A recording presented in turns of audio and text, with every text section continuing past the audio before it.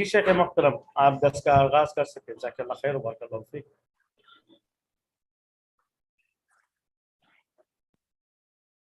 السلام علیکم ورحمۃ اللہ وبرکاتہ. الحمد للہ وکفا وسلام علی عبادہ الذین اصطفیٰ. اشہد ان لا الہ الا اللہ وحدہ لا شریک لہ واشہد ان محمدا عبدہ ورسولہ صلی اللہ علیہ وآلہ وسلم. اللہم صلی علی محمد وعلی آل محمد کما صلیت علی ابراہیم وعلی آل ابراہیم انک حمید مجید. اللہم بارک علی محمد وعلی آل محمد کما بارکت علی ابراہیم وعلی آل ابراہیم انک حمید مجید. اما بعد، ہم نے گزشتہ لیکچر میں جو الحاد کے عوامل کے حوالے سے گفتگو کی تھی کہ کون کون سے عوامل، کون کون سی وجوہات اور ایسے عناصر ہیں جس سے الحاد جنم لیتا ہے، اور خاص طور پہ مسلم معاشروں کے اندر وہ کون کون سی یعنی ذرائع ہیں، جن ذرائع سے یا وہ عوامل ہیں جن سے الحاد جو ہے وہ دن بدن اور زیادہ پھیل رہا ہے یا الحاد داخل ہوا. ان کو ہم نے نام دیا تھا الحاد کے عوامل. تو آج کا لیکچر بھی انشاءاللہ الحاد کے عوامل ہی کے حوالے سے ہے. وہ سارے عوامل جس کا تذکرہ گزشتہ لیکچر میں ہوا، ان کے بعد اب ہم آج سے، میں نے پچھلے لیکچر کے اختتام پہ چند باتیں عرض کی تھیں کہ ہم ان موضوعات پہ انشاءاللہ اگلے لیکچر میں بات کریں گے. تو اس میں پہلا موضوع، یعنی اس کا پہلا فیکٹر کہہ لیں، پہلا حامل کہہ لیں یا پہلی وجہ کہہ لیں، وہ یہ ہے کہ جو عام طور پہ مسلم معاشروں کے اندر جو این جی اوز ہیں، جن کو غیر حکومتی تنظیمیں کہتے ہیں، نان گورنمنٹل آرگنائزیشن، ان کا جو کردار ہے وہ الحاد کے پھیلاؤ میں بہت بڑا کردار ہے. بظاہر یہ ساری کی ساری تنظیمیں جو ہیں وہ انسانیت کے علم بردار ہوتی ہیں، اور یہ عوامی اور مختلف طبقات معاشرہ کی خدمت کا نعرہ لے کے آتی ہیں، اور اس میں بظاہر یہی لگتا ہے کہ یہ بہت معاشرے میں اور معاشرے کے مختلف طبقات کا بہت خیال رکھتی ہیں.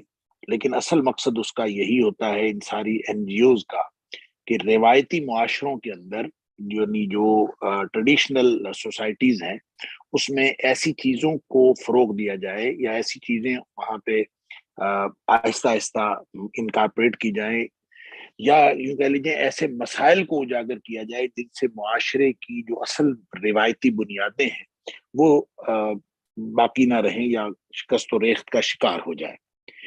گویا معاشروں کو اپنی روایات پر قائم رکھنے کی بجائے ان کی روایات سے دور لے جانے کے لیے یہ سارے کے سارے اقدامات کرتی ہیں.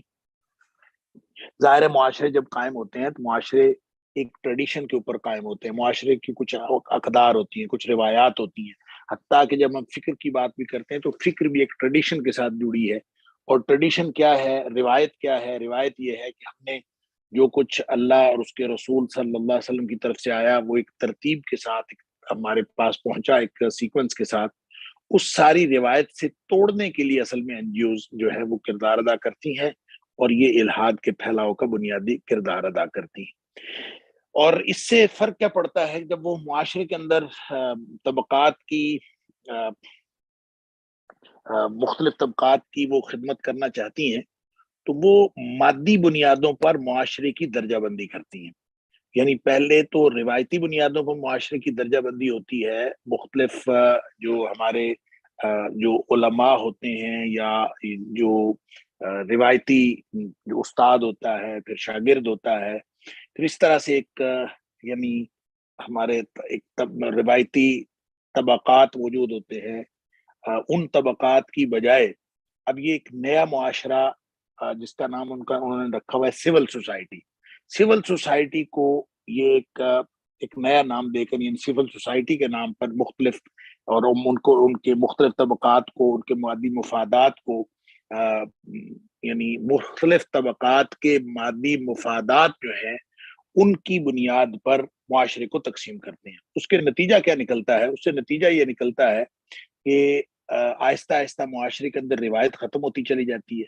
पुरानी इकाइयाँ ख़त्म हो जाती हैं और वो जो यानी तलबा, मुलाज़मीन, असातिज़ा जो खुद ब खुद वैसे एक मुआशरे का एक इंटीग्रल पार्ट या लाज़मी जुज़ पहले से होते हैं, वो आहिस्ता-आहिस्ता बुनियादी इकाइयाँ इस तरह से ख़त्म होके एक तबका बन जाती है। एक तलबा का तबका अलग अलग, जब तलबा के हुकूक की बात की जाएगी, तलबा का एक अलग तबका वजूद में आ जाएगा।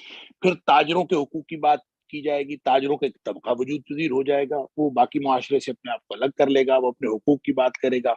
मुलाज़मीन का एक अलग तबका वजूद में आ जाएगा। यूँ मुआशरे की वो जो रिवायती इकाइयाँ थीं, उनको एक सिविल सोसाइटी का नाम देकर उसके मुख्तलिफ तबक़ात को अपना एक एहसास देकर एक नई तबक़ाती तक़सीम की जाती है, और जिसका ख़ालिस जो ताल्लुक है वो मादी बुनियादों से है, वो कोई मुआशरे की रिवायती बुनियादों से नहीं होता। मादी बुनियादों पर सारे लोग जो है अपने अपने हुकूक की बुनियाद पर बाहर निकलते हैं, और ये एनजीओज असल में मुआशरे को यूं आहिस्ता आहिस्ता एक मीठा जहर देकर उनकी रिवायत को खत्म कर रही होती हैं।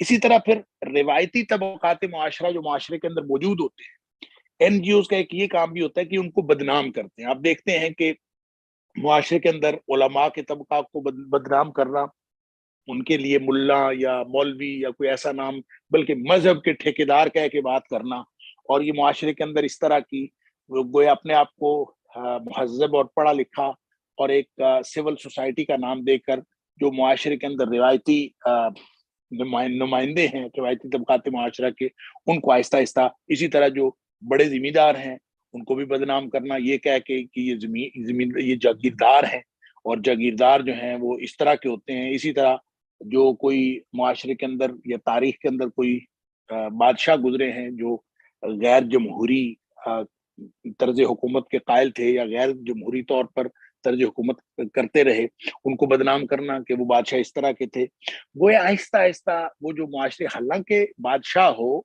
या कोई भी हो, आखिर वो मुआशरे का हिस्सा होता है, और बादशाहों की अल्लाह करीम ने कुरान के अंदर तारीफ भी की है। ऐसे बादशाह होते हैं जो अच्छे बादशाह होते हैं और अच्छे और बुरे किरदार वाले हर तरह के लोग होते हैं, लेकिन इसी तरह उलमा के अंदर भी अच्छे बुरे लोग हो सकते हैं, जागीरदारों के अंदर, जिम्मेदारों के अंदर बड़े अच्छे बुरे लोग हो सकते हैं। लेकिन चूंकि वो रिवायती मुआशरे के यूनिट्स हैं, लिहाजा एनजीओज ने ये बुनियादी अपना काम किया होता है कि उनको बदनाम करना है। इससे मुआशरे के अंदर मजहब की बुनियादें खोखली होती चली जाती हैं आहिस्ता आहिस्ता।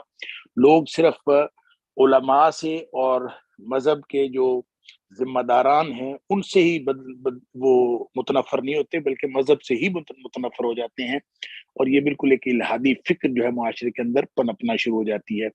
इसी तरह ये एनजीओज का एक और काम होता है कि अकलियतों के हुकूक की आवाज उठाते हैं, और ये जो आवाज उठाते हैं मसनूई आवाज होती है, या यूं कह लीजिए मसनूई हुकूक की आवाज उठाते हैं, ताकि उनमें बेचैनी मुसलसल फैलती रहे और मुआशरे में अदम इस्तेहकाम हो। क्योंकि देखें, हर मुआशरे में अल्लाह ताला ने इम्तिहान के लिए पैदा किया है। हर शख्स जो है वो किसी न किसी मसले में गिरफ्तार होता है, लेकिन इस्लाम उसको इस बात की तवज्जो दिलाता है कि वो मकामात शुक्र तलाश करे और अल्लाह की नेमतों का एहसास करे, और जो चीज़ अल्लाह ताला ने अता फरमाई है उस पर शुक्र करे। लेकिन अक़लियत, ये जो एनजीओज हैं, इनका किरदार ये होता है कि ये उनके लिए ऐसे चीज़ें, ऐसी मसाइल का ज़िक्र करती रहे ताकि वो हमेशा बेचैनी फैले, और अक़लियतें जो हैं वो अदम इत्मीनान का शिकार भी हों, और मुआशरे में अदम इस्तेहकाम हो, और मुसलसल उनमें बेचैनी फैलती रहे। हालांकि वो अच्छे भले बैठे होते हैं, लेकिन ये उठ के बात करते हैं अक़लियतों के हकूक, इससे बेचैनी फैलती है। फिर इसी तरह फिर ऐसे ऐसे ऐसे मुआशरे के अंदर ऐसे इज्तिमाआत का इनेकाद करते हैं जिनको सकाफती मेला, कल्चरल शोज, और इस नाम पर जो है वो ऐसी चीजें, फैशन शो, वैरायटी शो, नुमाइश, एग्जीबिशन, इस तरह के जितने काम किए जाते हैं, ये सारे के सारे इनका ताल्लुक होता है कि रिवायती माशरती अक़दार का आहिस्ता आहिस्ता खात्मा होता चला जाए, फैशन शो के नाम पर बेहयाई जो है फैलती चली जाए, सकाफती मेलों के नाम पर जो है वो आहिस्ता आहिस्ता लोग जो है वो अपने मजहब से दूर होते चले जाएं, और लोगों को ये भूल ही जाता है कि हमारी असल सकाफत क्या है। वो सकाफती शो या सकाफती मेला वो उसी चीज को गर्दानते हैं जो दरअसल मजहब से और अपनी रिवायत से दूर कर देने वाली चीज हो। इसी तरह फिर हसास मौज़ूआत पर मुबाहिसे करवाती हैं एनजीओज, اور اس کا مطلب بھی صرف یہ ہوتا ہے کہ تاکہ روایتی فکر متزلزل ہو اور لوگ اپنی روایت سے جڑے ہوئے نہ رہیں. اس کی وجہ سے بہت سارے یعنی معاشرے کے اندر اس طرح کی اتنی مثالیں ہیں. آپ دیکھیں بڑے بڑے میڈیا چینلز جو ہیں، جو کوئی بڑا کوئی فکری حادثہ رونما کرنا ہو اور بہت بڑا فکری ڈاکہ ڈالنا ہو، تو ہم نے یہ بھی دیکھا کہ ہمارے چینل جو ہیں وہ ایک عرصہ تک مہم چلاتے رہے، ذرا سوچئے، ذرا سوچئے، ذرا نہیں پورا سوچئے، فلاں کیجئے، اس طرح کر کے مختلف چیزوں کے بارے میں آپ کو یعنی معاشرے کے مختلف لوگوں کو، افراد کو، ان کی فکر کو متزلزل کر دیتے ہیں. اور یہ مباحث سے اصل میں حساس موضوعات پر کہ لوگ جو ہیں وہ آہستہ آہستہ متنفر ہوتے چلے جائیں. پھر اسی طرح غریبوں جو ہے ان کو غریبوں کو تعاون کرنا ہے، غرباء سے ہمیں تعاون کرنا ہے، اور غریبوں کو تعاون کے نام پر ان کو اس طرح مطمئن رکھتے ہیں کہ وہ غریب اپنی اس تقسیم پر مطمئن ہوتے ہیں کہ ہم غریب ہی رہیں بے شک، بس تعاون ملتا رہے. ان کو تعاون کا اس طرح سے عادی بنا لیتے ہیں تاکہ غریب اپنی اس طبقاتی تقسیم پر جو ان لوگوں نے کی ہوتی ہے اس پر مطمئن رہتا ہے. یعنی مظلوم کی مدد کا نعرہ، اور مظلوم کی مدد کے لیے ساری دنیا اکٹھی ہو جائے گی، ساری این جی اوز اکٹھی ہو جائیں گی اور مظلوم کی مرب پٹی بھی کریں گے، اس کی امدادی کارروائیاں بھی کریں گے، لیکن ظلم کو ختم کرنے کا نام نہیں لیتے. ظالم کون ہے اور ظلم کون کر رہا ہے، نہ ظالم کا ہاتھ پکڑنا ہے، نہ ظلم کے خلاف کوئی آواز اٹھانی ہے، بلکہ ہمیشہ مظلوم کی مرب پٹی، اس کی امدادی کارروائیاں، یعنی ظلم جاری رہے اور ان کی دکانداری بھی جاری رہے اور اس طرح کا صورتحال. اور پھر یوں مذہبی اور روحانی کے بجائے معاشرتی بنیادوں پر لوگوں کو تقسیم کر لیتے ہیں اور لوگوں کو حقوق کا شعور احساس دلاتے ہیں. معاشرتی میں آپ اپنا حق لیں، آپ طلبہ ہیں، آپ طلبہ اپنا حق لیں، آپ اساتذہ ہیں، آپ اپنا حق لیں، آپ تاجر ہیں، تاجر اپنا حق لیں، ملازمین ہیں، اپنا حق لیں. اس طرح سے معاشرتی بنیادوں پر سارے لوگ تقسیم ہوتے چلے جاتے ہیں اور آہستہ آہستہ جو مذہب کا اور ہماری روایت کا جو شعور ہے وہ ختم سے ختم تر ہوتا چلا جاتا ہے. اور آخر بات یہ آتی ہے کہ بغیر کسی احساس کے ہمارے اندر الحاد جو ہے وہ سرایت کر چکا ہوتا ہے، معاشرے کا نوجوان اپنی اس فکری جو روایت ہے اس سے ٹوٹ چکا ہوتا ہے. اسی طرح سے ایک اور عامل ہے جس کو ہم کہتے ہیں عالمگیریت، گلوبلزم یا گلوبلائزیشن. یہ گلوبلائزیشن پہلے کوئی بھی چیز ہوتی تھی تو وہ لوکل ہوتی تھی، فساد ہوتا تھا لوکل ہوتا تھا، کوئی فکری کجی ہوتی تھی وہ لوکل ہوتی تھی.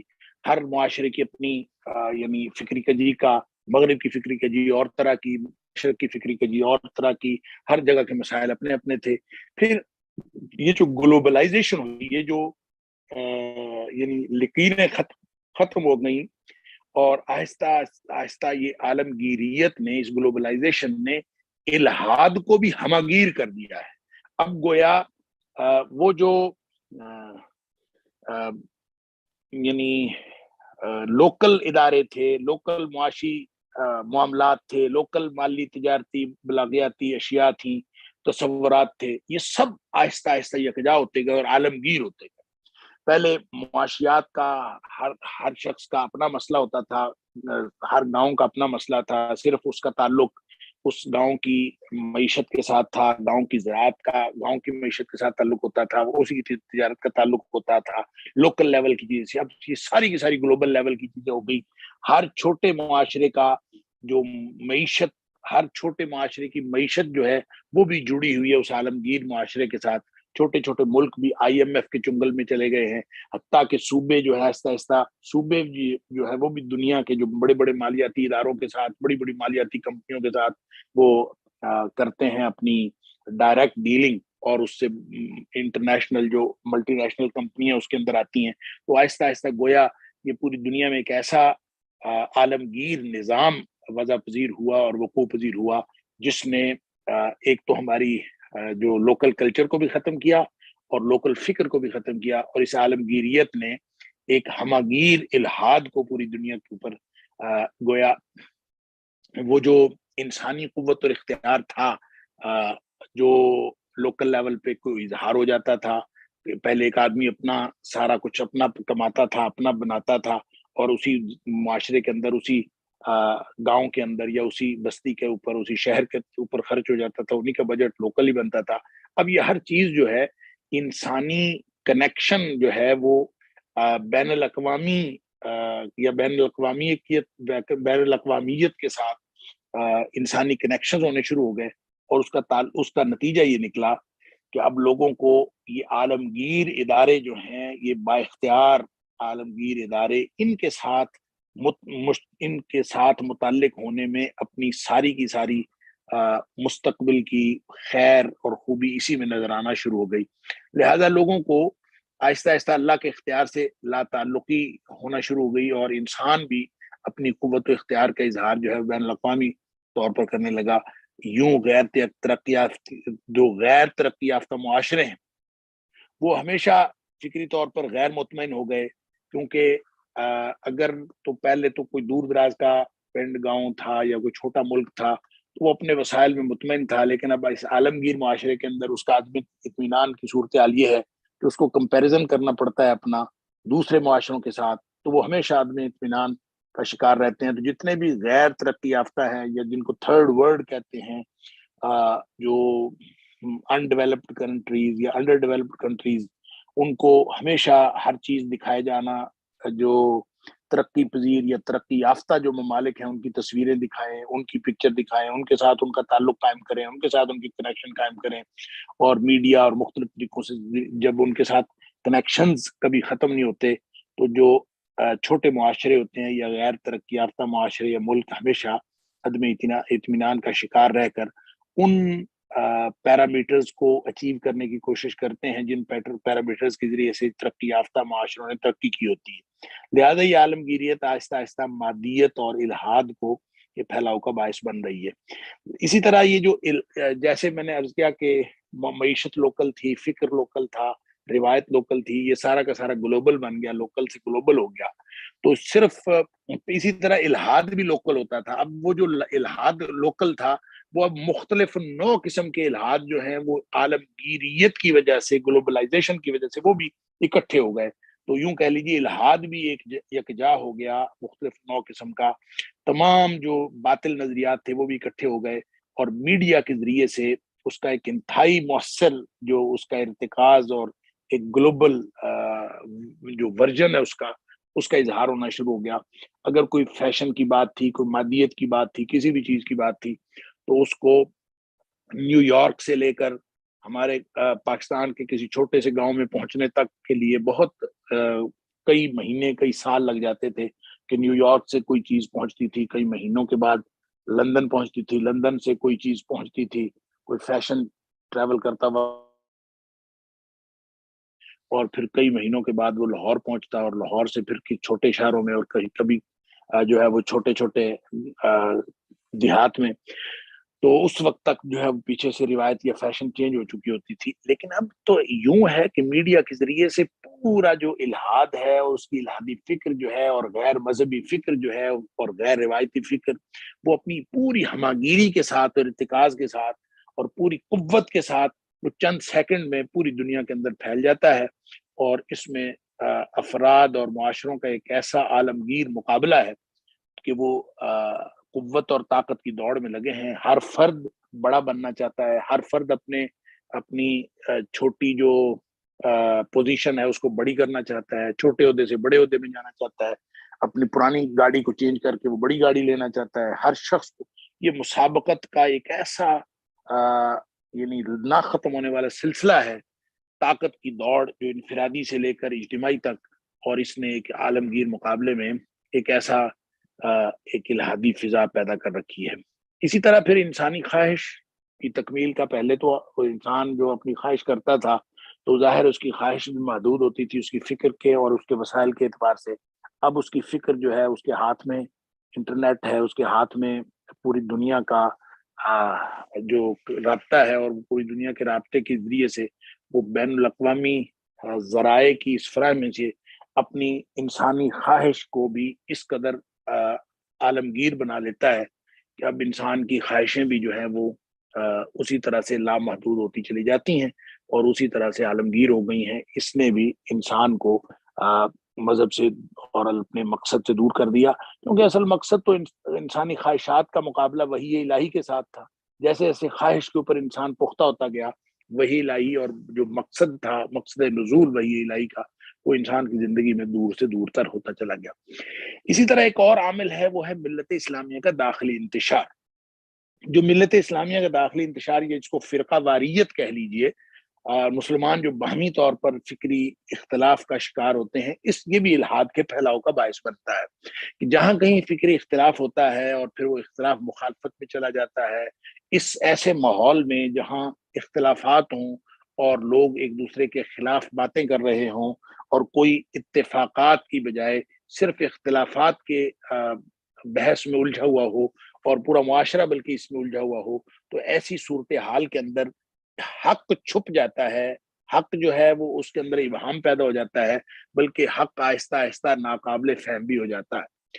اور جو اہل حق ہیں، جب ان کی داخلی کمزوری اور آپس میں جھگڑا جو ہے وہ بنیاد بنتا ہے، تو لوگ کبھی بھی حق کی طرف آتے نہیں۔ ایک تو حق مبہم ہو جاتا ہے، حق لوگوں کو ٹھیک طریقے سے نظر نہیں آتا۔ ظاہر ہے جب آپ کہیں گے کہ باہمی فرقہ واریت یا باہمی جنگ و جدل کی فضا یا باہمی تنازع جو ہے وہ اس حد تک پہنچتا ہے کہ بڑے بڑے علماء اور جو اعتدال پر مبنی فکر رکھنے والے علماء ہیں، وہ بھی یہ کہنے پر مجبور ہو جاتے ہیں کہ اپنی فکر کو چھوڑو نہ اور کسی کی فکر کو چھیڑو نہ۔ تو یہ ایک ایسا نعرہ بنتا ہے کہ وہ قبولیت حاصل کر جاتا ہے، اور اس سے پھر حق گویا حق کا حصول اور حق کی پہچان تو گویا ضروری نہیں رہی کہ ہر شخص جو ہے وہ اپنی فکر پر قائم رہے اور کسی دوسرے کو نہ چھیڑے۔ اسی کو پھر یہ سمجھا جاتا ہے کہ جھگڑا ختم کرنے کا یہی طریقہ ہے، اور باہمی اختلافات میں ہی ساری صلاحیتیں جو ہیں وہ ضائع ہوتی چلی جاتی ہیں، کوئی تعمیری کام نہیں ہوتا۔ اور دوسری بات یہ ہے کہ اس سے پھر باہمی جھگڑے کو اور تنازع کو اور اس فرقہ واریت کو ختم کرنے کے جو معیارات بنتے ہیں، وہ بھی بجائے خود دین سے دور کرنے کا باعث بنتے ہیں اور یوں الحاد کے پھیلاؤ کا باعث بنتے ہیں۔ پھر اس سے فرقہ واریت سے اور باہمی انتشار سے ملی ذہنیت کا خاتمہ ہو جاتا ہے۔ بالکل لوگ جو ہیں وہ آپس میں ٹکڑے ٹکڑے ہو جاتے ہیں، ملت کی سطح پر کوئی بات نہیں کرتا، اپنے اپنے دائرے کی اپنے اپنے مسلک کی بات کرتے ہیں۔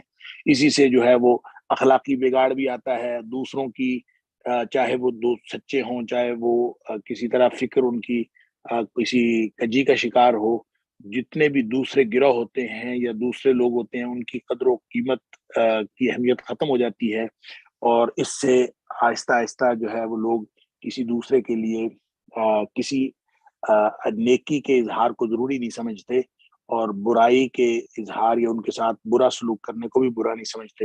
یوں ایک ایسا اخلاقی بگاڑ معاشرے کے اندر آتا ہے۔ آپ دیکھتے ہیں کہ یہ فرقہ واریت صرف مذہبی نہیں ہوتی، یہ سیاسی بھی ہوتی ہے۔ لوگ جب مختلف قسم کی فرقہ واریت اور عصبیت کا شکار ہوتے ہیں تو وہ ملت کو بگاڑ کے رکھ دیتی۔ اس لیے نبی پاک صلی اللہ علیہ وسلم نے فرمایا تھا کہ لیس منا من دعا الی العصبیہ، جو کسی بھی طرح کی گروہ بندی کی طرف بلائے وہ ہم میں سے نہیں ہے۔ اس لیے کہ یہ امت کا اور ملت کا جو ہے وہ شیرازہ بکھیر کے رکھ دیتی ہے۔ لہٰذا پھر جب باہمی طور پر فرقہ واریت ہو، سیاسی یا باہمی فرقہ واریت ہو مذہبی، تو اس میں ایسی انتہا پسندی آ جاتی ہے کہ لوگ جو ہے وہ مسائل کے حل کے بارے میں عدم توازن کا شکار ہو جاتے ہیں، اور لوگ یہی کہتے ہیں کہ آہستہ آہستہ لوگ صرف اپنی پارٹی کو صحیح کہتے ہیں، دوسری پارٹی کو اور صحیح نہیں کہتے، بلکہ وہ کہتے ہیں کہ وہ تو غلط ہی ہیں، چاہے وہ دیندار ہے جیسے بھی ہیں۔ تو اس طرح سے براہ راست یا بالواسطہ دین کا تمسخر اڑایا جاتا ہے، اور نتیجتاً دین سے دوری اور لا مذہبیت جو ہے معاشرے کے اندر پھیل جاتی ہے، اور اخلاقی بگاڑ اور زبان کی آلودگی اور مختلف طرح کی آلودگیاں تو ہوتی ہی ہوتی ہیں، اور آہستہ آہستہ آپ سمجھتے ہیں کہ پورا معاشرہ دین سے دور اور لا مذہبیت کا شکار ہو جاتا ہے۔ اچھا، اسی طرح ایک اور عامل ہے، وہ ہے اسلامی تحریکوں کی الحاد سے عدم توجہی۔ یہ بہت اہم عنوان ہے، اس پہ غور کرنا چاہیے۔ اسلامی تحریکیں معاشرے کے اندر موجود ہوتی ہیں اور موجود ہیں، اور پورے معاشرے میں آپ دیکھتے ہیں کہ مشرقی معاشرہ ہو یا مغربی معاشرہ ہو، ہمیں اسلامی تحریکیں موجود ہیں۔ اسلامی تحریکیں کام بھی کر رہی ہیں اور بڑی بڑھ چڑھ کے کام کر رہی ہیں۔ ریلیف کا کام بہت ہوتا ہے، چیریٹی آرگنائزیشن بہت زیادہ ہوتی ہیں، اسلامی تحریکیں جو دین کی تبلیغ کا کام کر رہی ہوتی ہیں وہ بھی کر رہی ہوتی ہیں۔ لیکن ان سب کے جو اسلامی تحریکوں کے اہداف و مقاصد ہیں، وہ عجیب و غریب ہوتے ہیں کہ ان میں بعض کا تو ہدف یہ ہوتا ہے کہ ہم صرف اسلامی شعائر کی پابندی کر لیں، بعض کا مقصد یہ ہوتا ہے کہ معاشرے کے اندر امن و امان قائم ہو جائے، وہ جس بھی قیمت پر قائم ہوتا ہے۔ بعض لوگوں کا ہوتا ہے کہ معاشرے کے پیچھے ہوئے مظلوم طبقات کی مدد کر لی جائے، وہ جس بھی قیمت پر ہو جائے۔ یوں اس وجہ سے اسلامی تحریکیں جو ہیں وہ ایک تو باہمی طور پر اہداف و مقاصد میں بہت زیادہ فرق رکھتی ہیں، اور جہاں الحاد پوری تنظیم کے ساتھ یعنی منظم طریقے سے معاشروں کو تباہ و برباد کر رہا ہوتا ہے، اور الحاد کی کوئی بھی صورت ہو وہ اپنی فکر کے اعتبار سے اور عمل کے اعتبار سے وہ انتہائی اپنے مرکز سے جڑے رہتے ہیں، اور گویا الحاد منظم طریقے سے کام کر رہا ہوتا ہے، جبکہ اسلامی تحریکوں کی جانب سے یا اسلامی معاشروں کی جانب سے کوئی منظم جواب نہیں۔ انفرادی طور پر کوئی جواب دیتا ہے، کوئی اس کے خلاف اٹھ کے بات کرتا ہے، کوئی کسی خرابی کو یا کسی فکری کجی کو کوئی اس کو موضوع بنا کے اس کو ختم کرنے کی کوشش کرتا ہے۔ یہ ہے، کام ہو رہا ہوتا ہے اور معاشرے میں کام ہو رہا ہے، لیکن دراصل اسلامی تحریکوں کی طرف سے کوئی منظم یا مسلمانوں معاشروں کی طرف سے کوئی منظم جو ہے وہ تحریک نہیں شروع کی گئی، نہ کی جاتی ہے، نہ آج تک کی گئی ہے الحاد کے خلاف۔ لہٰذا اسلامی تحریکوں کے اپنے مقاصد بھی ہوتے ہیں، اور جو بھی تحریک بنتی ہے وہ کسی نہ کسی مقاصد کو اچیو کرنے کے لیے بنتی ہے، چاہے وہ سیاسی مقاصد ہوں، چاہے وہ مذہبی طور پر کسی بڑی بلڈنگ کو، بڑی کسی عمارت کو، یعنی عمارت سے مراد اپنا کوئی مرکز کھڑا کرنے کی بات ہو، یا افرادی قوت بڑی بڑھانے کی بات ہو۔ وہ جو مقاصد جو بھی ہوتے ہیں، چاہے کوئی سیاسی مقصد ہو، تو ان مقاصد کی تکمیل کے لیے تحریکوں کو بہرحال مداہنت کرنی پڑتی ہے۔ یعنی آپ اگر کسی سیاسی مقاصد کو حاصل کریں گے، آپ دیکھتے ہیں کہ دینی جماعتیں، دینی تحریکیں وہ لادینی تحریکوں کے ساتھ اتحاد کرتی ہیں۔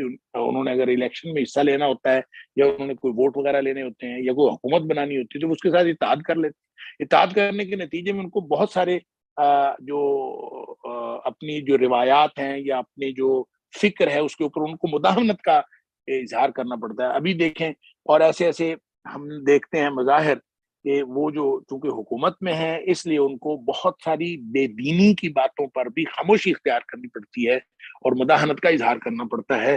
اس سے آہستہ آہستہ وہ جو مذہب، دین اور عقیدہ، یہ سب کچھ پس منظر میں چلے جاتے ہیں، اور رہ جاتا ہے صرف اور صرف الحاد۔ اسی طرح جو ایک اسلامی تحریکوں کو ایک بہت یعنی پریشان کر دینے والی ایک بات یہ ہوتی ہے کہ لوگ کہتے ہیں کہ اسلامی تحریکیں پیچھے رہ گئیں اور اپنے مقاصد کے حصول میں جدید ذرائع کو استعمال نہیں کرتی۔ تو اس سے پھر جتنی بھی اسلامی تحریکیں ہیں وہ اپنے اوپر اس داغ کو دھونے کے لیے یا پھر اپنے مقاصد کو حاصل کرنے کے لیے وہ جدید ذرائع اور طریقہ کار کو اختیار کرتی ہیں۔ جب وہ جدید ذرائع اور طریقہ کار اختیار کرتے ہیں تو یہ وہی طریقہ کار ہوتا ہے جو دراصل الحاد نے شروع کیا ہوتا ہے، اور ملحدین کا شروع کیا ہوا طریقہ ہوتا ہے۔ ملحدین نے ایک اسلوب ایجاد کیا ہوتا ہے، اور اس ملحدین کے شروع کیے ہوئے طریقے کو جب اسلامی تحریکیں بھی اپنا لیتی ہیں تو یوں طریقہ کار اور ذرائع میں ایک اشتراک ہو جاتا ہے اسلامی تحریکوں کا اور الحادی تحریکوں کا۔ اس نے بھی اسلام کو بڑا شدید نقصان پہنچایا ہے۔ اسلامی تحریکوں کے ذمہ داران یہ سمجھتے ہیں کہ ہم اس طریقے سے اسلام اور مسلمانوں کی اور عقیدے کی اور مذہب کی خدمت کر رہے ہیں، دراصل وہ فکری طور پر بہت پیچھے جا رہے ہوتے ہیں۔ اسی طرح سے پھر کارکنان جو ہوتے ہیں وہ ان کو کبھی نہیں یہ بتایا جاتا، کارکنان کو کبھی یہ بتایا جاتا کہ الحاد کیا چیز ہے، اس کے نقصانات کیا چیز ہیں۔ ان کو کبھی اس طرح کی کوئی تفہیم ہی نہیں دی گئی کہ الحاد کیا ہے، اس کا کوئی اہتمام نہیں کیا جاتا۔ کارکنان جو ہیں صرف اور صرف اپنی اسی تحریک کے مقاصد کو پورا کرنے کے لیے پورے جوش اور جذبے، بلکہ یوں کہنا چاہیے جذباتیت کا اظہار کرتے ہیں، اور یہ آہستہ آہستہ غیر محسوس طریقے سے وہ الحادی فکر کا شکار ہوتے چلے جاتے ہیں۔ اور پھر اس سے جو ہے وہ جب سیاسی مقاصد پر اصل توجہ ہوتی ہے تو پھر معاشرتی مسائل سے بھی عدم توجہی ہوتی ہے، اپنے فکری جو اہداف ہیں اس سے بھی عدم توجہی ہو جاتی ہے، اور نوجوانوں کے مسائل جو ہیں ان کا اور وہ پس منظر میں چلے جاتے ہیں، اور کوئی جماعت جو ہے آپ دیکھ لیں، آپ جو نوجوانوں کے مسائل ہیں ان کو ساری دنیا استعمال تو کرتی ہے، ساری تحریکیں نوجوانوں کو استعمال تو کرتی ہیں، لیکن ان کے مسائل کا حل کسی جماعت کے پروگرام میں شامل نہیں، اور وہ صرف اور صرف ان کی افرادی قوت کے اظہار کا ذریعہ سمجھتے ہیں، اور ان کی نہ کوئی روحانی اصلاح ہو رہی ہوتی ہے، نہ ان کو کوئی ایسی کوئی مذہبی یا یوں کہہ لیجیے روحانی بالیدگی کے لیے نہ کوئی خوراک مہیا کی جا رہی ہوتی ہے، بلکہ آہستہ آہستہ وہ الحاد کا شکار ہوئے چلے جاتے ہیں، اور وہ اسلامی تحریکوں کی افرادی قوت میں تو اضافہ کر رہے ہوتے ہیں، لیکن خود وہ الحاد کا شکار ہو رہے ہوتے ہیں۔ تو اسی طرح پھر جو تحریک کے داخلی نظام میں بھی کوئی محاسبے کا بندوبست زیادہ نہیں ہوتا، اور تحریک صرف یہ دیکھتی ہے کہ ہمارے اپنے مقاصد کیا ہو رہے ہیں، ہماری افرادی قوت بڑھ رہی ہے کہ نہیں بڑھ رہی، چاہے وہ کارکنان جو ہیں وہ انفرادی طور پر اور اجتماعی طور پر پورا معاشرہ دین سے جتنا مرضی دور ہو رہا ہو، اس سے ان کو کوئی غرض نہیں ہوتا۔ تو یہ بھی ایک الحاد کے پھیلاؤ کا ذریعہ ہے۔ اسی طرح ایک بہت بڑی جو ایک اور وجہ وہ ہے سائنسی علوم اور ترقی سے مرعوبیت۔ جب ہم سائنسی علوم سے مرعوب ہو جاتے ہیں اور سائنس کی ترقی سے مرعوب ہو جاتے ہیں، تو اس نے ہمارے نظریہ علم کو بھی تبدیل کیا ہے، اس نے ہماری فکر کو بھی تبدیل کیا ہے، اور مسلمانوں کو اس قدر، حتیٰ کہ مسلمان اپنی صلاحیتوں پر خود ہی عدم اعتماد کر بیٹھے ہیں، اور آج تک جو ہے مسلمانوں کو یہ احساس آہستہ آہستہ احساس کمتری میں مبتلا کیے چلے جا رہا ہے کہ ہم تو پیچھے رہ گئے، کیونکہ ہم سائنس ہمارے پاس نہیں ہے، کیونکہ ہم سائنسی طریقہ کار کو اختیار نہیں کرتے۔ وہ ہمارا مسلمانوں کا طریقہ تو یہ تھا کہ وہ ہمارے مسلمانوں کے ہاں جو علم ہے وہ شروع ہوتا ہے اللہ کی ذات سے، پھر وہ نازل ہوتا ہے وحی کے ذریعے، پھر وہ پہنچتا ہے نبی اکرم صلی اللہ علیہ وسلم کے پاس، پھر نبی اکرم صلی اللہ علیہ وسلم اس کی وضاحت فرماتے ہیں، پھر وہ اس پورے علم کا مقصد آخرت میں اپنے آپ کو کامیاب بنانا ہے۔ یہ ایک علم کی روایت ہے، وہ ساری ختم ہو کے اب جس کو سائنسی طریقہ کار کہتے ہیں، اس کو مسلمانوں نے بھی بطور ذریعہ علم قبول کر لیا ہے۔ وہ سائنسی طریقہ کار کیا ہے؟ پہلے مشاہدہ ہوتا ہے، پھر مفروضہ ہوتا ہے، پھر ایکسپیریمنٹ یعنی تجربہ ہوتا ہے، اور پھر نظریہ بنتا ہے۔ اسی کو علم کہتے ہیں، اس سے جو نظریہ، اور جو بھی ڈائریکٹ علم آئے وہ اللہ تعالیٰ کی طرف سے نازل ہو، نبی اکرم صلی اللہ علیہ وسلم کی طرف سے بتایا گیا ہو، جو مشاہدے، مفروضے اور تجربے کے ذریعے نہیں آیا، یعنی سائنسی طریقہ کار کے ذریعے سے نہیں آیا، اس کو آج کل اسلام یعنی علم سمجھا ہی نہیں جاتا۔ لہٰذا یہ جو سائنسی طریقہ کار نے جو ایک ذریعہ علم دیا ہے، مسلمان اس کو قبول کر کے یا ایسی مروبیت کا شکار ہو گئے ہیں کہ اپنی ایپسٹیمولوجی، اپنی علمیات، اپنا علم کا ذریعہ جو ہے اس کو بھول گئے ہیں، اس کو تبدیل کر کے سائنسی طریقہ کار کو قبول کر لیا گیا ہے۔ اب اسی کی وجہ سے پھر ایجادات کی بنیاد، جتنی بھی ایجادات ہیں وہ ساری کی ساری سائنسی طریقہ کار کی بنیاد پر ہیں۔ لہذا ایجادات کو جب آپ اپنا مقصد بنا لیں گے تو نظریہ حیات جو ہے وہ تبدیل ہو جاتا ہے۔ نظریہ حیات کچھ اور تھا، علم اور تھا، ہماری علم کی بنیادیں بھی تبدیل ہو گئی، نظریہ حیات بھی تبدیل ہو گیا، اور وہ ضروریات زندگی کے نام پر انسان عیش پرستی مبتلا ہو گیا، اور اسی عیش پرستی نے اصل میں دین سے دور کر دیا، اور ایجادات جو ہیں وہ اصل میں اس خاص نظریہ حیات کو، ظاہر ہے جب نظریہ حیات تبدیل ہوتا ہے تو اب دیکھیں آہستہ آہستہ انسان پوری زندگی، دیکھیں مغرب نے 1789 میں جو انقلاب فرانس آیا ہے، اس کے بعد سے لے کر جو اب تک ترقی کی ہے وہ ساری کی ساری سائنسی اور ٹیکنالوجیکل ترقی، اس ترقی میں صرف ایک ہی مقصد ہے کہ انسانوں کی ضرورتوں کا خیال رکھا جائے، اور وہ ضرورتیں کیا ہیں؟ اصل میں سہولیات زندگی ہیں، ہر وہ چیز انسانوں کے لیے فائدہ مند ہے جو ان کے معیار زندگی میں فرق ڈالتی ہے، اور جس کو کہتے ہیں یوٹیلیٹیرینزم، ایک افادیت پسندی، جو چیز انسانوں کے مادی فائدے کی ہے اسی کے لیے ساری سائنسی ترقی ہو رہی ہے، اور ساری سائنسی ترقی کا نتیجہ وہی ہے۔ لہٰذا ایک خاص نظریہ حیات ہے کہ ایٹ ڈرنک اینڈ بی میری، کھاؤ پیو اور خوش رہو، اور یہ انسان کی یہ جو ظاہری اور مادی خواہشات ہیں ان کو پورا کرنے کے لیے، اس کی عیش پرستی کے لیے یہی نظریہ حیات رہ گیا اور باقی کچھ نہیں۔ لہذا پھر مسلمان جو ہیں وہ ہمیشہ عدم ایک احساس کمتری کا شکار رہتے ہیں اور اپنے آپ ذات پر عدم اعتماد، کیونکہ ساری ایجادات تو کافروں کی ہیں، ہمارے پاس کیا ہے، ہم کچھ کر نہیں سکتے۔ اور پھر بڑے بڑے دانشور بھی یہ کہتے رہتے ہیں کہ آپ کے پاس تو کچھ نہیں ہے، ساری ایجادات تو کافروں کی ہیں، آپ نے کیا کیا؟ مسلمان اور زیادہ مروب ہوتے چلے جاتے ہیں۔ لہذا تمام علوم کے لیے یہ جب سائنسی طریقہ کار معیار قرار پاتا ہے تو باقی جو حقانیت علم ہے، علم کی حقانیت، وہ قرآن کا علم بھی ثابت کرنا ہو تو کہتے ہیں سائنسی طریقہ کار سے ثابت کریں، نبی پاک صلی اللہ علیہ وسلم کی بات ثابت کرنی ہے سائنس، کہتے ہیں جی لاجک کوئی نہیں بنتی، it makes no sense, it makes a sense, یہ نئی نئی ایجادات، نئی نئی اصطلاحات آ جاتی ہیں اور گویا سائنس اور لاجک وہی رہ جاتی ہے کسی بھی علم کو ثابت کرنے کے لیے۔ اور جب وہ اس طریقہ کار سے یعنی سائنسی طریقہ کار سے کوئی چیز ثابت نہیں ہوتی تو سمجھا جاتا ہے کہ وہ چیز موجود ہی نہیں ہے اور ثابت شدہ نہیں ہے۔ حالانکہ اللہ کا قرآن حق ہے، نبی پاک صلی اللہ علیہ وسلم حق ہے، یہ ہماری روایتی علم کی بنیاد ہے، اور حق وہ ہوتا ہے جس کو ثابت کرنے کے لیے کسی خارجی دلیل کی ضرورت نہیں ہوتی۔ اور نبی پاک صلی اللہ علیہ وسلم کی ذات حق ہے، آپ کی ذات کو بھی کسی خارجی دلیل سے ثابت نہیں کیا جا سکتا۔ نبی پاک صلی اللہ علیہ وسلم کی ذات کا مطالعہ ہی آپ کی حقانیت کو ثابت کرتا ہے۔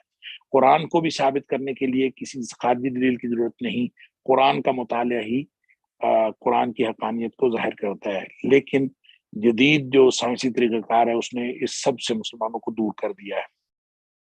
لہذا روایتی علم کی بجائے روز نئے نئے علم نکل رہے ہوتے ہیں، نیا طرز حیات، اور اس سے نئے نئے عزم، فلاں عزم نکل آیا، فلاں عزم نکل آیا، اور پھر معاشرتی زندگی، ذاتی زندگی، کھیلو، ہر ایک میں ایک نیا، ایک بالکل یوں کہہ لیجیے نیا لائف سٹائل جو ہے اس نے جنم لیا۔ اور اس سے پھر سائنسی علوم کی اور یا سائنسی طریقہ کار کی مروبیت نے ایک اور کام کیا کہ تصور تاریخ بھی ہمارا بدل دیا۔ اس سے پہلے ہمارا ایک تصور تھا، ایک نظریہ ارتقاء تھا، آہستہ آہستہ اللہ تعالیٰ نے انسان کو پیدا کیا ہے اور ایک تاریخ تھی، روایتی تاریخ تھی، وہ چلتی آئی، جس کو آپ کہہ سکتے ہیں کریشنزم سے یہ ایولیوشنزم ہو گیا، یعنی وہ جو روایتی تاریخ کی بجائے نئے تاریخی ادوار کا تعین ہو گیا اور ایک نظریہ ارتقاء پیش کیا گیا، اور نظریہ ارتقاء پیش کر کے یعنی یعنی انسان پیدا ہو کے اور پیدا ہونے کے بعد جو انسان کی ترقی ہوئی یا آج تک جو تاریخ تھی اس پر عدم اعتماد کر کے ایک نظریہ ارتقاء پر مبنی تاریخ، جو بندر سے انسان بنا اور اس طرح سے، اور پھر تاریخی ادوار بھی جو ہے وہ نئے بنا لیے گئے، پتھر کا دور، استوریاتی دور، bronze age, iron age, dark age وغیرہ اس طرح کی بنا دی۔ اسی طرح سے فکری تاریخ جو ہے اس کی بھی نئی جہات بن گئی، پہلے ہوتا تھا زمانہ جاہلیت تھی، پھر زمانہ اسلام آ گیا، اور ظاہر اسلام سے آگے پھر کہتے ہیں علوم کا دور تدوین ہے، پھر اس طرح سے بالکل ایک روایتی فکری تاریخ تھی اس کی بھی نئی جہت آ گئی کہ جناب یونانی دور ہے، یہ رومی دور ہے، یہ اقلیت کا دور ہے۔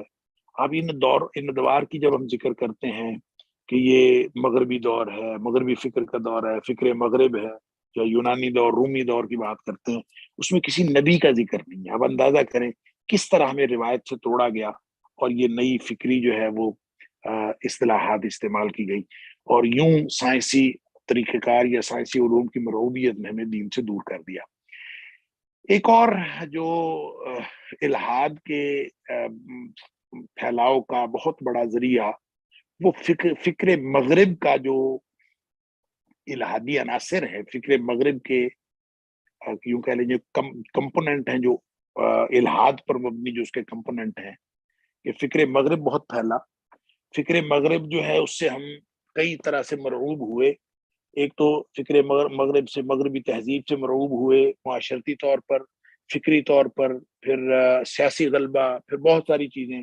تو فکر مغرب کے اندر جو اپنے ان کے جو الہادی کمپوننٹس ہیں انہوں نے پھر ہماری فکر کو بہت خراب کیا، اس میں جب ہم فکر مغرب کے الہادی کمپوننٹ کی بات کرتے ہیں تو بنیادی طور پر 4 یعنی کمپوننٹ ہیں. ایک آزادی ہے، وہ اگرچہ یہ ماڈرنزم میں جس کو ہم جدیدیت کہتے ہیں اس میں ان 4 عناصر کو گنا جاتا تھا، اب تو پوسٹ ماڈرنزم میں ان 4 کا بھی انکار کر دیا گیا ہے. وہ میں انشاءاللہ جب ہم پوسٹ ماڈرنزم کی بات کریں گے تو میں تب جا کے عرض کروں گا کہ ماڈرنزم کیا تھا اور پوسٹ ماڈرنزم کیا ہو گیا، وہ آگے جا کے ہم بات کریں گے. لیکن یہاں میں صرف یہ عرض کرنا چاہتا ہوں کہ یہ 4 بنیادی عناصر ہیں فکر مغرب کے، جس نے ہماری فکر کو گدلا کر دیا اور ہمارے اندر الحاد کے پھیلاؤ میں بہت بڑی وجہ بنی. آزادی، مساوات، رواداری اور ترقی، یہ ذہن میں رکھیے گا. 4 باتیں ہیں، ایک آزادی، ایک مساوات، ایک رواداری اور ترقی. ہر مسلمان کہتا ہے کہ ہاں جی آزادی تو اسلام بھی دیتا ہے، مساوات کی بات تو اسلام بھی کرتا ہے، رواداری کی اسلام بھی بات کرتا ہے، ترقی سے کب اسلام روکتا ہے. اور ہم یہ سمجھنے سے قاصر رہے کہ فکر مغرب میں جو اصل میں الحاد کے بیج بوئے ہیں ان 4 چیزوں کے ذریعے سے ہم اس کو سمجھ نہیں سکے اور ہم اپنی فکر سے دور ہوتے چلے گئے اور الحاد کا شکار ہوتے چلے گئے. دیکھیں، آزادی کا مفہوم یہ ہے کہ ہر طرح کی پابندی سے آزاد ہونا. آزادی کا مفہوم جو اسلام میں ہے یہ مغرب کا تصور وہ نہیں ہے. مغرب نے، اسلام نے تو آزادی کی بات یہ کی ہے کہ ایک بندہ ہے اور بندہ ہے عبد. عبد اللہ کا یعنی الہ کا عبد ہوتا ہے. تو عبد کو کہتے ہیں مین. مین کا تصور جو ہے وہ بائبل کے اندر بھی مین ہی تھا، اور مین کا جو تصور ہے وہ گاڈ کے ساتھ جڑا ہوا تھا. تو بہرحال چاہے عیسائیت ہو چاہے یہودیت ہو، بائبل کے اندر بھی مین کائنڈ یا مین کا لفظ استعمال ہوا. اور مین چونکہ اس کا تعلق مذہبی ٹریڈیشن کے ساتھ تھا، لہٰذا 18ویں صدی میں آ کے مین کے لفظ کو چینج کر دیا گیا ہیومن کے لفظ. لہٰذا اب ہیومن جو ہے وہ ایک ایسا انسان ہے جس کے اوپر کوئی پابندی نہیں ہے، وہ ہر پابندی سے آزاد ہے، اور وہ اپنے اندر جتنی صلاحیت اس کے اندر موجود ہے اس کو استعمال کرنے کا حق رکھتا ہے، اور اس کو کوئی کسی قسم کی پابندی اس کے اوپر نہیں ہونی چاہیے. انسان کو جب عبد کہا تھا تو اس کا تعلق ایک روایت کے ساتھ جڑا تھا، فکری روایت کے ساتھ، اور وہ روایت تھی جو الہ سے چلتی تھی اور اس نے حقوق العباد بنائے تھے. اب بن گئے ہیومن رائٹس. اب ہیومن جو ہے وہ بالکل آزاد ہے، اس کے اوپر کوئی کسی قسم کی پابندی نہیں. ڈیکارٹ ایک مغربی فلسفی ہے، اس نے کہا تھا میں چونکہ سوچ سکتا ہوں اس لیے میں ہوں، یعنی میرے ہونے کی دلیل یہ ہے کہ میں سوچ سکتا ہوں. کانٹ نے کہا کہ ذہن کے اندر جب یہ صلاحیت ہے کہ وہ حواس خمسہ کی اطلاعات کو تصورات میں ڈھالے، لہٰذا انسان حقائق کے ادراک میں کسی خدا کا محتاج نہیں، اس کو کوئی ضرورت نہیں کسی گاڈ کی. ہیومن جو ہے، ایک انسان جو ہے بالکل آزاد ہے. اسی طرح ہیوم نے کہا کہ عقل انسانی جو ہے وہ خواہشات کی تسکین کا جواز پیش کرتی ہے، ہم اپنی خواہشات کو کے مطابق زندگی گزار سکتے ہیں. لہذا انسان کا حق ہے کہ وہ جو چاہنا چاہے، یعنی جو اس کا دل کرے وہ چاہے، جو مرضی کرے. لہذا اسلامی تصور ابدیت کی نفی ہو گئی، اور ایک بالکل، یعنی یہ اسلامی تصور ابدیت نہیں بلکہ مذہبی تصور ابدیت کہنا چاہیے، کہ وہ چاہے وہ بائبل کا کانسیپٹ تھا اس کو بھی چینج کر دیا گیا، اور پہلے یہ مین کائنڈ ہوتا تھا انسان، اب یہ ہیومن کائنڈ ہو گیا تاکہ اس کو تصور کو تبدیل کر دیا جائے. لہٰذا ہم مسلمان جو ہیں وہ یہ سمجھتے رہے کہ یہ بنیادی انسانی حقوق کی بات جو ہو رہی ہے یہ شاید اسلام نے بھی وہی حقوق دے دیے. ہم کہہ دیتے ہیں کہ جناب مغرب جب بنیادی انسانی حقوق کی بات کرتا ہے تو اسلام نے تو بہت پہلے یہ دے دیے تھے حقوق. ایسی بات نہیں ہے. بنیادی حقوق جو ہیں، ہیومن رائٹس، بنیادی انسانی حقوق، اور اسلام کے حقوق العباد، ان دونوں میں زمین آسمان کا فرق ہے. ہیومن رائٹس کا تصور جو ہے وہ مساوات پر مبنی ہے، اس میں کوئی چھوٹا بڑا نہیں، کوئی اس کے اندر ہر شخص آزاد ہے، اور اس کا تصور ایک بالکل غیر فطری مساوات کے اوپر یہ اس کی بنیاد ہے. جبکہ جو حقوق العباد ہے وہ عدل کی بنیاد پر ہے، کہ انسان جو ہے وہ اللہ تعالیٰ نے ہر شخص کا ایک حق بنایا ہے، اور جس کو حقدار کو حق مل جائے اس کو عدل کہتے ہیں. اسلامی تصور جو حقوق العباد کا ہے وہ عدل کی بنیاد پر ہے، اور یہ ایک غیر فطری مساوات پر. اور مساوات جو ہے اس کو کہا جاتا ہے کہ یہ آزادی کے استعمال میں برابری ہونی چاہیے. کوئی شخص جو ہے وہ اس کو دوسرے سے چھوٹا بڑا نہیں ہے. تو اصل میں جب انہوں نے کہا تھا کہ ہیومن آزاد ہونا چاہیے آزادی، تو دراصل انہوں نے توحید کے مقابلے میں کہ اللہ تعالیٰ کے اس جو اللہ تعالیٰ کی وحدانیت ہے اس سے جان چھڑائی تھی. اور جب انہوں نے مساوات کی بات کی، کوئی انسان کسی دوسرے سے بڑا نہیں ہے، سب برابر ہیں، بنیادی حقوق کے حصول میں برابر ہیں. اور اگر برابر نہ ہوں، کوئی چھوٹے چھوٹے لوگ مل کر وہ کسی بڑے کے برابر ہو سکتے ہیں، یعنی سوشل رائٹس کے ذریعے سے برابر کر لیا جائے. مثلا سرمایہ دار اور مزدور اگر برابر نہیں ہو سکتے تو مزدوروں کی ایک یونین بنا کے اس کو سرمایہ دار کے برابر کر لیا جائے. یوں ایک برابری کا ایک ایسا تصور دیا کہ جس سے نبی اکرم صلی اللہ علیہ وسلم یا رسول جو ہے وہ بھی ایک عام آدمی بن گیا، عام آدمی سے بلند تر نہیں ہو سکتا. لہٰذا انہوں نے اس مساوات سے، غیر فطری مساوات سے دراصل رسالت کے اوپر ضرب ڈالی. حالانکہ جو عام آدمی ہوتے ہیں، صحابی ان سے بہتر اور بلندتر ہوتا ہے، اور صحابی سے بلندتر جو ہے وہ رسول ہوتا ہے، اور رسولوں کے برابر عام آدمی نہیں ہو سکتا.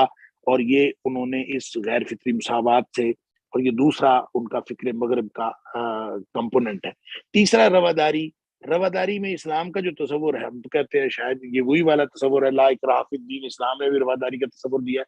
یہ ایسا نہیں ہے، بالکل دوسرا تصور ہے. ان کے ہاں رواداری کا تصور یہ ہے کہ تصور خیر و شر اسلام والا لینا ضروری نہیں ہے. اسلام تو تصور خیر و شر دیتا ہے کہ یہ ہے اصل خیر و شر کا تصور جو اللہ نے عطا کیا ہے. یہ کوئی شخص اس کو قبول کرنا چاہے یا نہ کرنا چاہے، اس بارے میں وہ آزاد ہے. اور پھر یعنی اس کو اس پر عمل کرنے یا نہ کرنے میں. لیکن تصور خیر و شر صرف ایک ہے، اور وہ اللہ کا دیا ہوا، اللہ کے دین کا دیا ہوا ہے.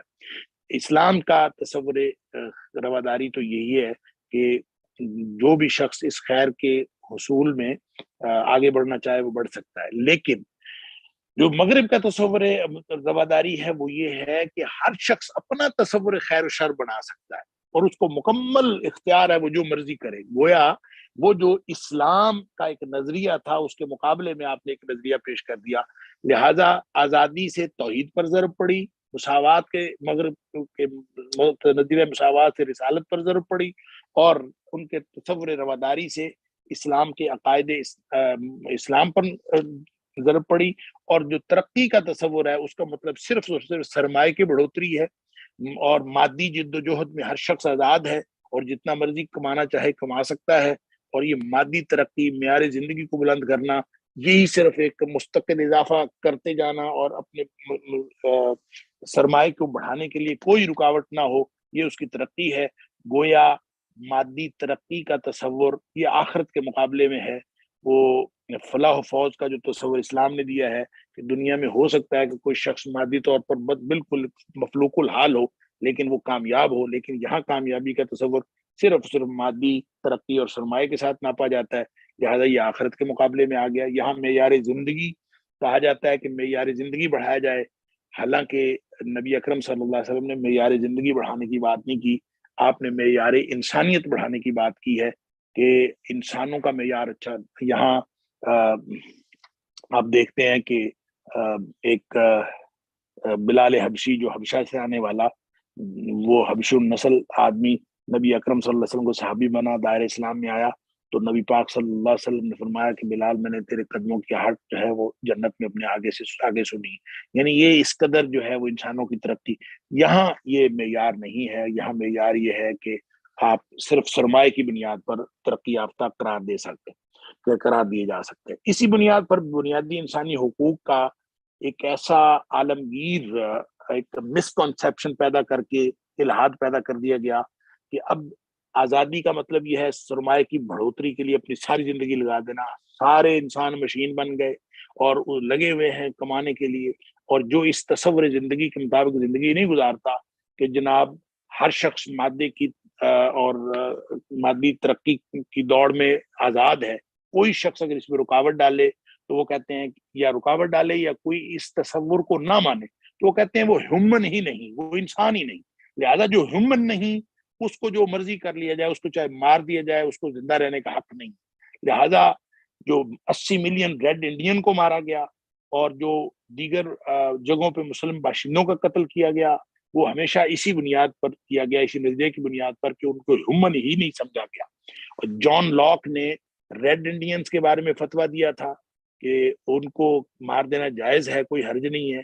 اسی طرح ایک دور جدید کے ایک مستشرق والزر نے افغان مجاہدین کے قتل کا فتویٰ دیا تھا اور ان کو جائز قرار دیا تھا اسی بنیاد پر کہ یہ ہیومن نہیں ہے۔ کیوں؟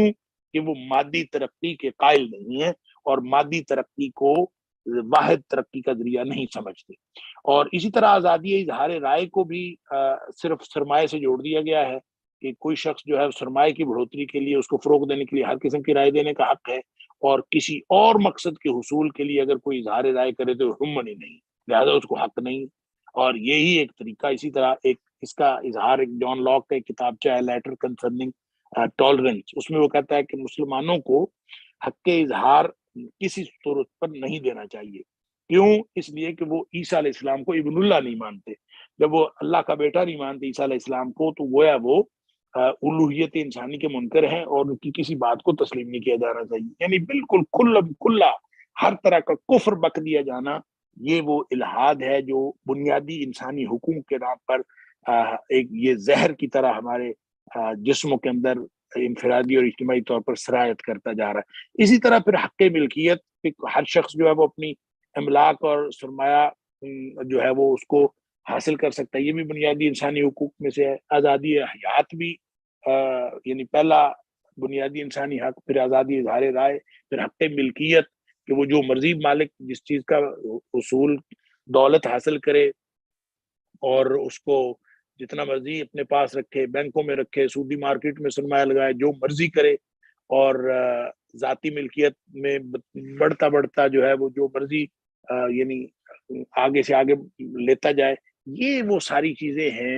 اور پھر وہ آہستہ آہستہ کارپوریٹ ملکیت میں چلی جاتی ہے، ٹیکس اس کے اوپر ایک ایسا سسٹم بن جاتا ہے۔ یعنی بنیادی انسانی حق ملکیت جو ہے، اس نے بھی صرف اور صرف سرمایہ کے حق کو حق تسلیم کیا ہے، سرمایہ کی بڑھوتری کے اس کے علاوہ کسی حق کو تسلیم نہیں کیا۔ اور پھر سوشل رائٹس جو ہے، یہ بھی میں نے پہلے عرض کیا کہ بنیادی انسانی حق جو ہے وہ ہر شخص برابر ہے، اور اگر کوئی برابر نہ ہو تو اس کو اس کی تنظیم بنا کے اس کو برابر کر لیا جائے، اور غیر مساویانہ ملکیت کو متوازن کرنے کے لیے، کیونکہ اس کا تعلق صرف مادے کے ساتھ ہے، تو اس سے پھر ملازمین کی جو یونینز بنتی ہیں اور مختلف مزدوروں کی یونینز بنتی ہیں، یہ ساری اس میں ہے۔ تو اصل میں بات یہ ہے کہ بنیادی انسانی حقوق کو یہ پوری انتہائی غیر اسلامی ہے، جو میں پہلے عرض کر چکا ہوں کہ یہ ہیومن رائٹس کا حقوق العباد کے اندر جو ہے وہ بنیادی فرق ہے۔ جدید مشاغل جو ہیں، یہ بھی اصل میں الہاد کا ایک بہت بڑا ٹول ہے۔ یہ آپ دیکھیں کہ مغربی طرز فکر جو ہے، اس سے بے مقصد انسان پیدا ہوتے ہیں، اور ان کے اندر یا تو سرمایہ بڑھانے کا ایک مقصد ہوتا ہے، علاوہ کوئی مقصد ہی نہیں ہوتا۔ بے مقصد زندگی میں خوشحال زندگی، جب وہ سرمایہ بڑھ جاتا ہے، خوشحالی آ جاتی ہے، تو پھر ان کو مشاغل کی ضرورت پڑتی ہے، اور وہ یعنی صرف لذت دنیا ان کو، اور یہ جو شہوات کی تکمیل، خواہشات کی تکمیل، اسی کی لذت، اسی کے لیے ساری زندگی، لہٰذا اس کے علاوہ کوئی بڑا مقصد نہیں ہوتا۔ تو ان کو پھر مشاغل کی ضرورت کا احساس ہوتا ہے، بے مقصد زندگی ہے، خوشحال بھی ہے، پیسہ بھی ہے، سب کچھ ہے، تو پھر ہم کیا کریں؟ پیسہ آ گیا ہے، آپ پوری زندگی تو لگا دی سرمایہ کے اصول میں، اب پیسہ آ گیا تو پھر اس کے بعد کیا کرنا؟ لہٰذا اس پیسے کو اپنی زندگی مشغول کرنے کے لیے بے مقصدیت کا اظہار کا ذریعہ بن گیا، اور اللہ سے مزید دور کرنے کا ذریعہ بن گیا۔ اس سے کمپیوٹر گیمز آ گئیں، کارٹون، ڈرامے، فلمیں، سوشل نیٹ ورکنگ، یہ سارا کا سارا وقت کا ضیاع، یہ مشاغل ہیں۔ پھر مختلف چیزوں کو جمع کرنے کا شوق ہوتا ہے، ٹکٹیں جمع کرنے کا شوق ہے، ڈاک ٹکٹ جمع کیے ہیں، جو سکے جمع کیے ہیں، جو بوتلیں، ڈبیاں، یہ مختلف چیزوں، اس طرح کے جو شوق ہے سارے، یہ مشاغل اصل میں اللہ سے دور کرنے کا اور زیادہ۔ پھر اسی طرح بے مقصد سیاحت، موٹر سائیکل پر دنیا کا چکر لگا رہے ہیں، جو کہتے ہیں کشتی پر دنیا کا چکر لگا رہے ہیں، وہ کہتے ہیں جی پیدل جو ہے وہ 15 ملکوں سے آ کے پیدل جو ہے وہ فلاں جگہ پہنچا، مختلف چوٹیاں سر کرنا، مختلف سٹنٹ کرنا، بے مقصد اجتماعات، پارٹیز کرنا، चिल आउट और ये डाइन आउट, कंसर्ट करना, मुख्तलिफ किस्म के ड्रामे शरामे, ये सारे मशागिल जो हैं ये दरअसल सरमाए को ये यानी सरमाया इस चीज की तकाजा करता है कि सारा कुछ हो। और ऐसे माहौल में और फिर मुख्तलिफ रिकॉर्ड कायम कर रहे हो, कहते सबसे बड़ा झंडा बना लिया जी, वो कहता है जी चेहरे पर ज्यादा सुराख बना लिए जी, वो कहता है जी लंबे बाल रख लिए जी, और हर चीज का रिकॉर्ड, हर चीज का रिकॉर्ड। और Guinness book of world record जो है उसमें जो दुनिया का पुट्ठा सीधा काम है वो करना, वो रिकॉर्ड, ये सारी चीजें जो है इस पे सारी इंसानी सलाहियतें सर्फ हो गई। और कोई पता नहीं चला इंसान को कि वो दुनिया से, वो इस दुनिया में जिस मकसद के लिए आया था वो मकसद से कितना दूर हो गया है। अल्लाह ताला फरमाए। वक्त शायद कितना हो गया, शेख वक्त कितना को है? हम 1 घंटा हो गया, अभी चलाऊं या मुकम्मल कर लें इसको? तो जी शेख मोहतरम, जैसे आपकी मर्जी। वैसे तो वक्त काफी हो गया। वक्त काफी हो गया। अगर मुझे चले, हम इंशाल्लाह फिर इसको बाकी अगले लेक्चर में कर लेंगे। ये जो जिनको मैं अवामिल कहता हूँ इनमें 2-4 ज़ैली उन्मानात बाकी हैं, लेकिन इंशाल्लाह फिर हम अगले लेक्चर में इसको कर लेंगे इंशाल्लाह। आज की गुफ्तगू में जो कोई सवाल किसी के जहन में हो तो पूछ लें हमसे।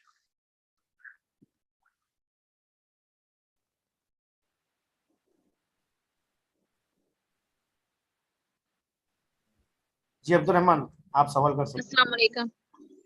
जी वालेकुम सलाम। जी शेख साहब, आपने एक लफ्ज इस्तेमाल किया मदानियत, उसका जरा लफ्जी मीनिंग। ये है मदाह, मदाहनत। मदा मदाहनत ये कुरान के अंदर आता है, लऊ तुदहिनु फयुदहिनून। मदाहनत का मतलब होता है ढीला पड़ जाना। और वो असल में जब आदमी अपनी बुनियाद छोड़ दे, अपनी फिक्री बुनियाद या अपनी अमली बुनियाद छोड़ दे, तो उसको मुदाहनत कहते हैं। कुरान ने इसको उसी का इस्तेमाल किया है सूरह नून के अंदर कि ये काफिर ये चाहते हैं कि थोड़े से आप ढीले पड़ जाएं तो वो भी ढीले पड़ जाएं। तो जब कोई दीनी अकायद, दीनी शार और दीनी अमाल के मुतालिक वो ढीला पड़ता है और कुफर के साथ वो किसी तरह का कंप्रोमाइज करता है, तो उसको मुदाहनत कहते हैं। जज़ाकल्लाह खैर।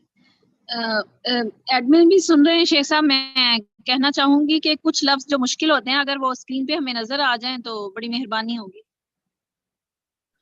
अब ये लफ्ज कौन सा लफ्ज किसके लिए मुश्किल है, कैसे पता चल सकता है? उसका तरीका यही है कि आप बाद में पूछ लिया करें, जो लफ्ज आपको मुश्किल लगते हैं आप लिख लिया करें और बाद में पूछ लें, हम इंशाल्लाह हद कर दी।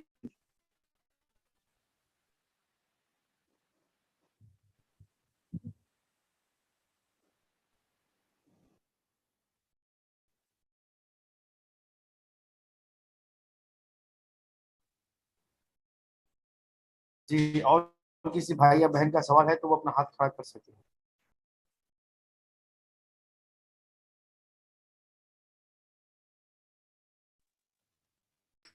जी शेख मोहतरम, लगता है किसी का सवाल नहीं। जज़ाकल्लाह जी, बहुत शुक्रिया। अस्सलाम वालेकुम।